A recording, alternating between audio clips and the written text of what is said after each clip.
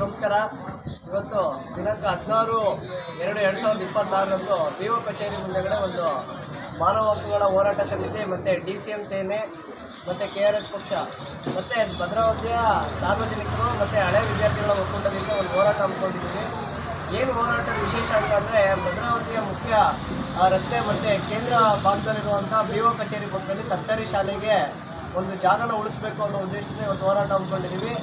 ಈ ಖಾಲಿ ಜಾಗನ ಕಬಳಿಸೋ ಉದ್ದೇಶದಿಂದ ಕೆಲವರು ಆ ಜಾಗ ಬೇಕು ನಮಗೆ ಅಂತೇಳಿ ಸಂಬಂಧಪಟ್ಟ ಇಲಾಖೆಗಳಿಗೆಲ್ಲ ಲೆಟ್ರ್ ಮಾಡೋದು ಮತ್ತು ಅದನ್ನು ಕಬಳಿಸೋಂಥ ಕೆಲವೊಂದು ವಿಚಾರಗಳು ತಿಳಿದಾಗ ನಮಗೆ ಬೇಸರ ಆಯಿತು. ಮತ್ತು ಸರ್ಕಾರಿ ಶಾಲೆಗೆ ಸರ್ಕಾರಿ ಮಕ್ಕಳಿಗೆ ಬೇಕಾಗಿರುವಂಥ ಮೂಲಭೂತ ಸೌಕರ್ಯಗಳಲ್ಲಿ ಒಂದಾದ ಜಾಗನೂ ಸಮೇತ ಒಂದಾದ ಇಲ್ಲದೇ ಇರೋಂಥ ಪರಿಸ್ಥಿತಿಗಳು ಹಲವಾರು ಕಡೆ ನಡೀತಾ ಇದ್ದಾವೆ. ಹಾಗೆ ನಮ್ಮ ಭದ್ರಾವತಿಯಲ್ಲಿ ಆಗಬಾರ್ದು.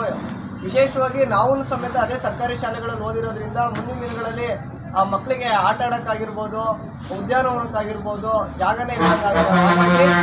ಆ ಜಾಗ ಉಳಿಸೋ ಉದ್ದೇಶದಿಂದ ಇವತ್ತು BO ಕಚೇರಿ ಪಕ್ಕದಲ್ಲಿರೋಂಥ ಏನು ಖಾಲಿ ಜಾಗ ಇದೆ ಅದನ್ನು ಸರ್ಕಾರಿ ಶಾಲೆಗೇ ಮೀಸಲಿಡಬೇಕು.